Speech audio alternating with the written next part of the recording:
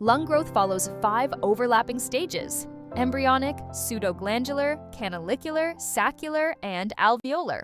Development starts at week 3 of gestation and continues into early adulthood, with important structural and functional milestones unfolding across decades.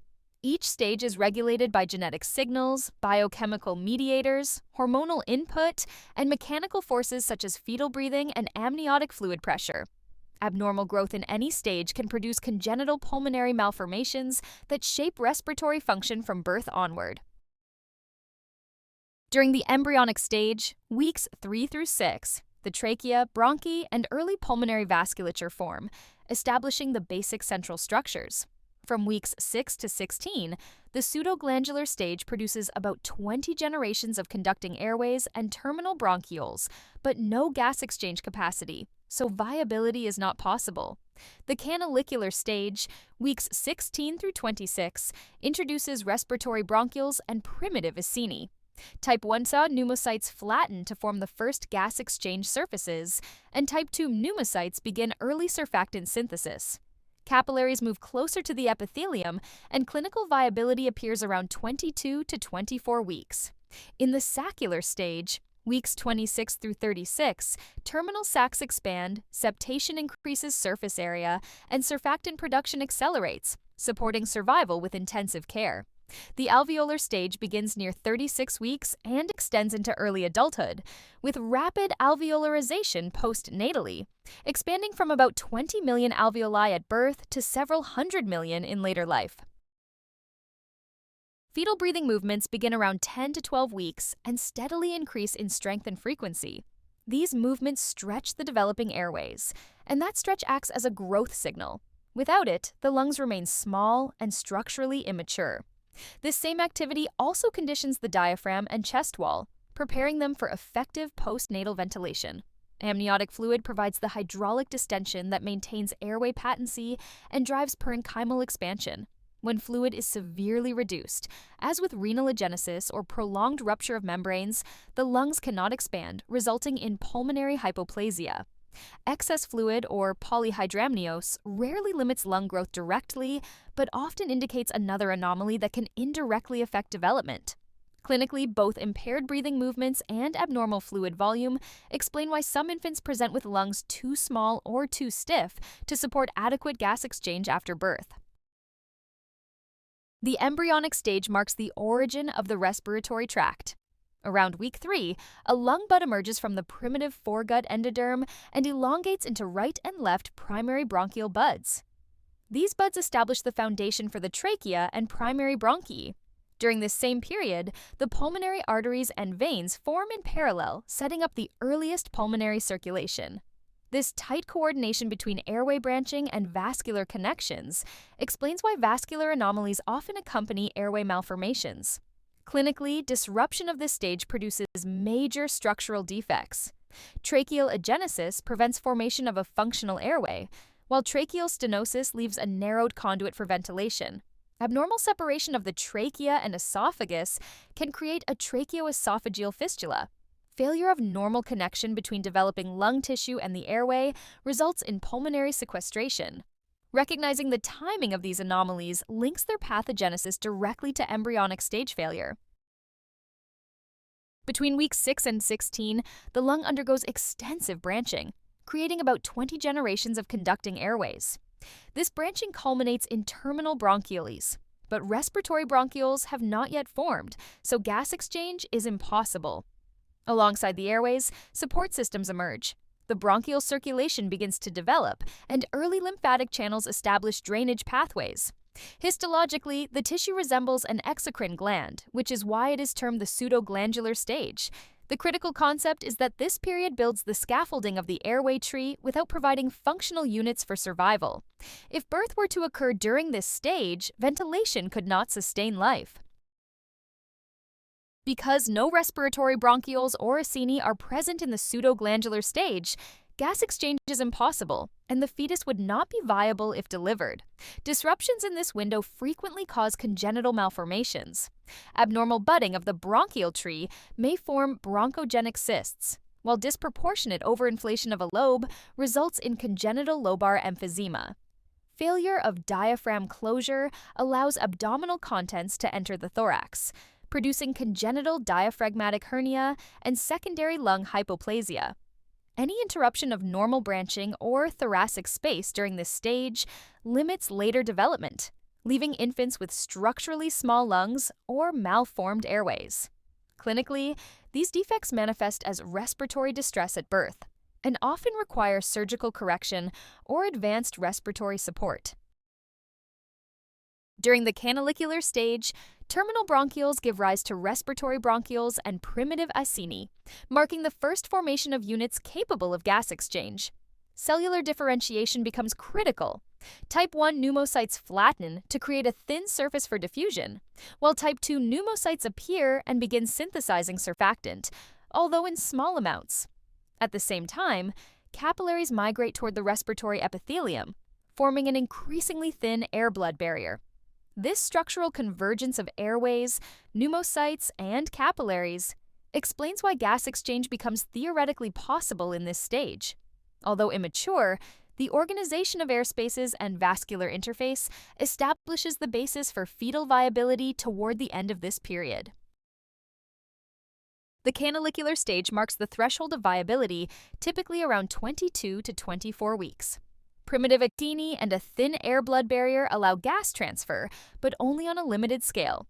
Type 2 pneumocytes begin producing surfactant in this stage, yet the quantity is insufficient to stabilize alveoli. This explains why lungs at this age collapse easily and why exogenous surfactant therapy becomes life-saving. Infants born during this window almost universally require respiratory support, and without it, mortality is high.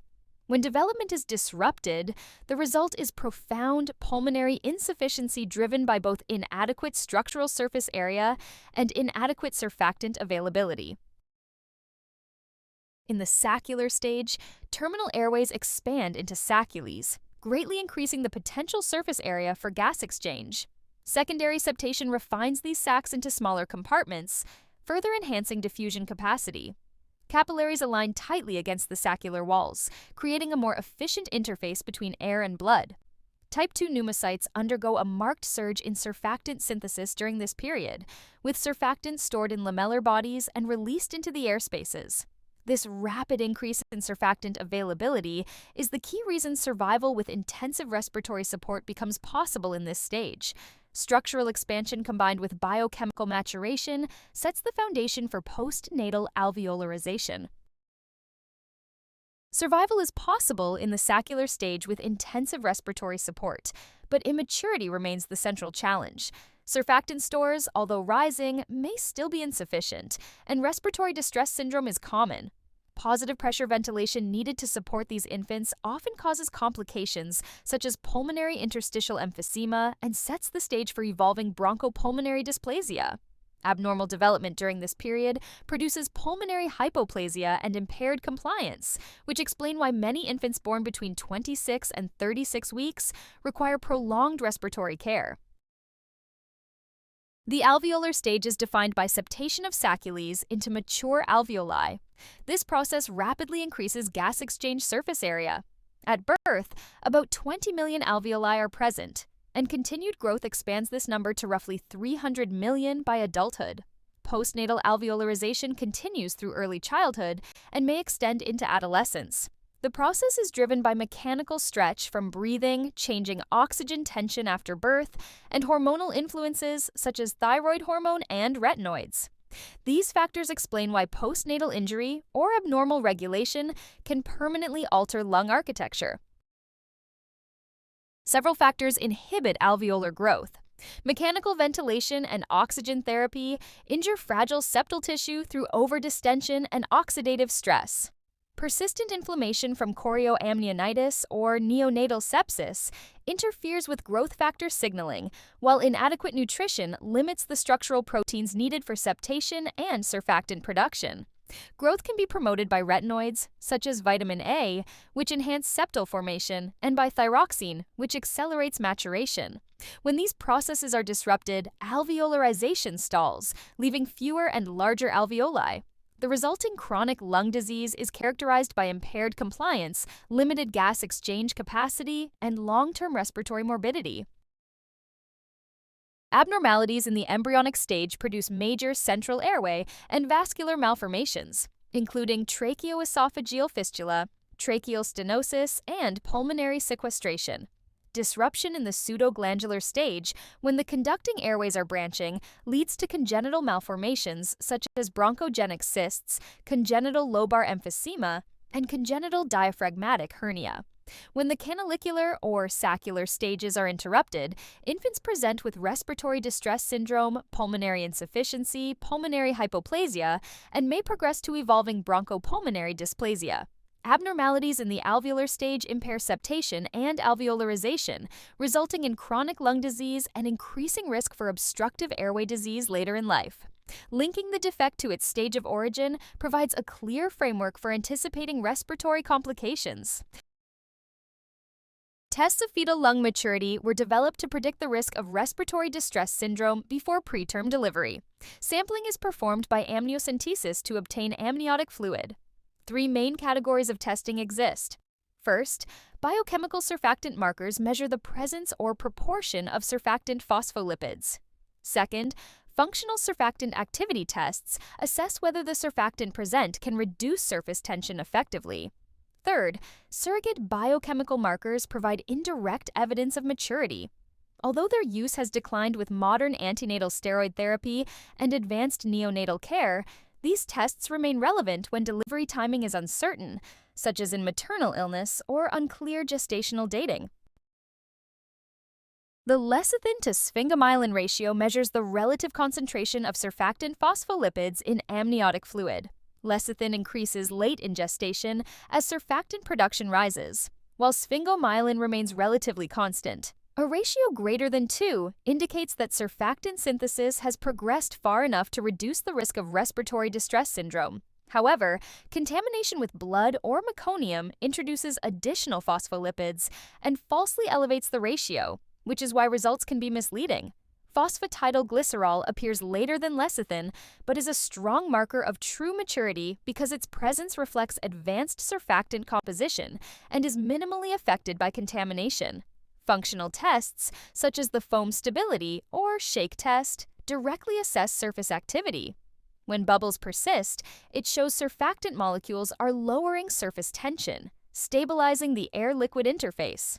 If bubbles collapse, surfactant quantity or activity is inadequate, predicting alveolar instability at birth. These tests illustrate the principle that both the composition and the function of surfactant determine neonatal respiratory readiness. Modern testing methods shift from indirect biochemical ratios toward automated and functional measures. The lamellar body count uses a standard platelet counter to quantify surfactant-containing organelles shed into amniotic fluid. A threshold above 50,000 per microliter correlates with lung maturity because lamellar bodies directly reflect surfactant storage and secretion by type 2 pneumocytes. The TDx FLM-II assay measures the surfactant to albumin ratio using fluorescence polarization. A higher ratio indicates that enough surfactant is present to displace albumin and stabilize the alveolar interface. These methods reduce the impact of contamination and provide reproducible results. Clinically, their use has declined because widespread antenatal steroid therapy accelerates surfactant production, and advances in neonatal intensive care improve survival even with immature lungs. However, when the timing of delivery is uncertain, for example, in maternal illness, preeclampsia, or unclear dating, testing may still guide obstetric decision-making by clarifying the risk of respiratory distress syndrome.